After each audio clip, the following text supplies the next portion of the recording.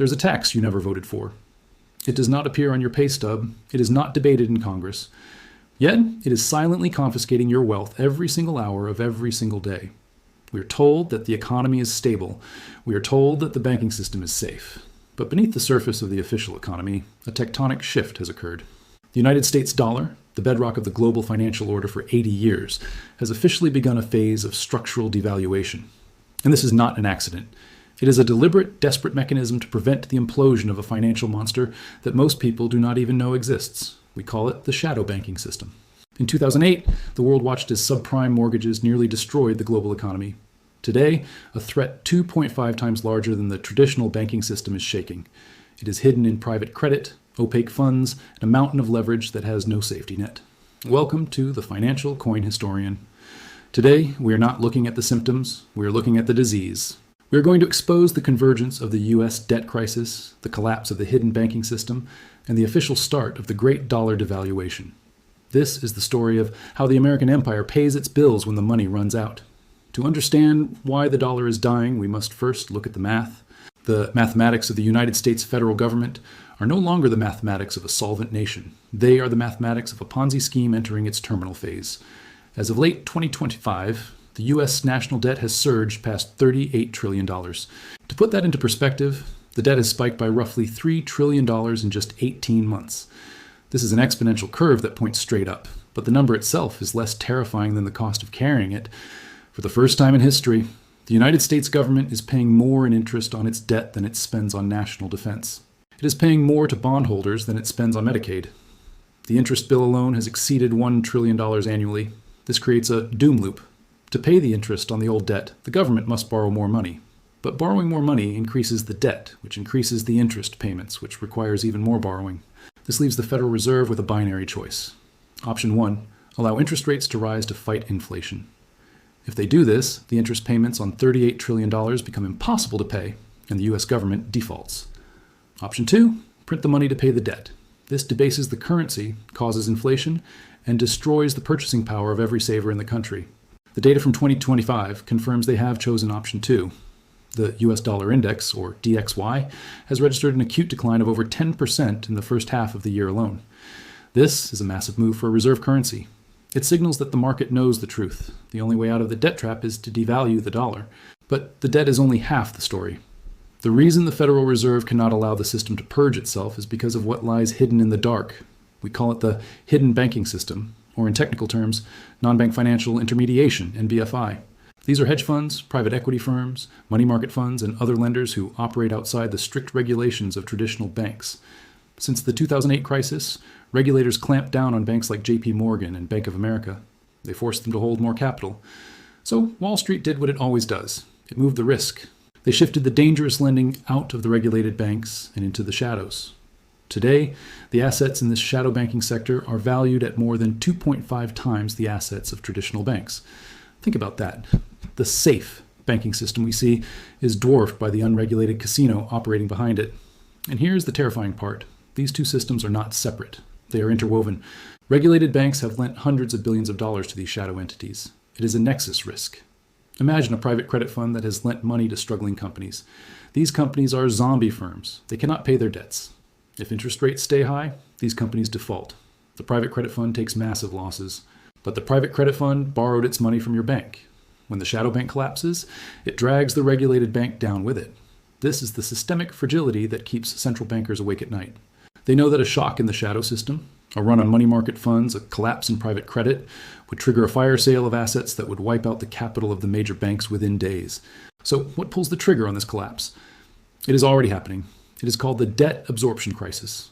For decades, the United States enjoyed an exorbitant privilege. It could print dollars and the rest of the world would buy them. Foreign central banks, China, Japan, Saudi Arabia, would take their trade surpluses and buy U.S. Treasury bonds. They funded America's lifestyle. That era is over. Following the geopolitical sanctions of 2022, the world realized that U.S. Treasuries were not a risk-free asset. They were a political weapon. If you crossed Washington, your reserves could be frozen. The reaction was immediate and structural. The global share of the dollar in official reserves is declining at a rate 10 times faster than the average of the last 2 decades. Foreign official ownership of the U.S. Treasury market has plummeted to just 30%. down from a peak of over 50% during the 2008 crisis. China is selling, Japan is selling, the BRICS nations are diversifying. This creates a massive problem. The US government needs to issue trillions in new debt to fund its deficit. But the foreign buyers are gone. Who is left to buy the debt? There are only two buyers left, domestic entities and the Federal Reserve. This is the mechanism of devaluation. When the Federal Reserve buys the government's debt, it pays for it with money created out of thin air. It expands the money supply. This is quantitative easing by another name. It is the monetization of debt. And this is why the devaluation has officially begun. The sheer volume of debt issuance required to keep the government running exceeds the market's natural demand. The Fed must fill the gap. And every time they fill the gap, they dilute the value of the dollars in your pocket. We must understand that this is not a victimless crime. Inflation and devaluation are weapons of class warfare. When the dollar loses value, who loses? The working class? The savers? The pensioners? People whose wealth is stored in cash or fixed income? Your wages might go up, but the cost of bread, energy, and housing goes up faster.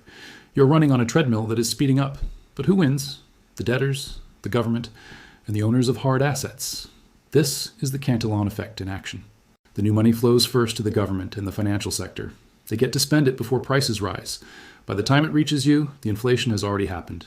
The wealthy understand this. That is why they are not holding dollars. They are moving into what we call anti-fiat assets. Look at the performance of gold. In 2025, gold climbed over 27%. Silver surged nearly 86%. This is not a normal market fluctuation. This is a flight to safety. Central banks themselves, the very institutions that issue paper money, are buying gold at record rates. They are hedging against their own product. They know that the paper system is reaching its mathematical limit. They are preparing for the reset. What comes next? If the shadow banking system collapses and the dollar continues to erode, the government will not simply admit defeat. Empires do not go quietly. The likely response to the next crisis will be the implementation of central bank digital currencies, CBDCs. When the shadow banks fail and liquidity dries up, the Fed will step in to save the system again. But this time, they may bypass the banks entirely. With a digital dollar, they can inject liquidity directly into accounts. They can enforce negative interest rates to force you to spend. They can track every transaction to ensure tax compliance. The devaluation of the current physical dollar is the prelude to the introduction of the digital dollar. It is the transition from a system of debt to a system of control. The collapse of the hidden banking system and the devaluation of the dollar are not future events. They are current processes. The warning signs are flashing red. The disconnect between the stock market and the real economy, the explosion of debt, the desperate printing of money, the exit of foreign buyers, the surge in gold. We are living through a historical pivot point similar to 1933 when gold was confiscated or 1971 when the gold standard ended. The rules of money are being rewritten. For the ordinary citizen, the path forward requires a radical shift in mindset.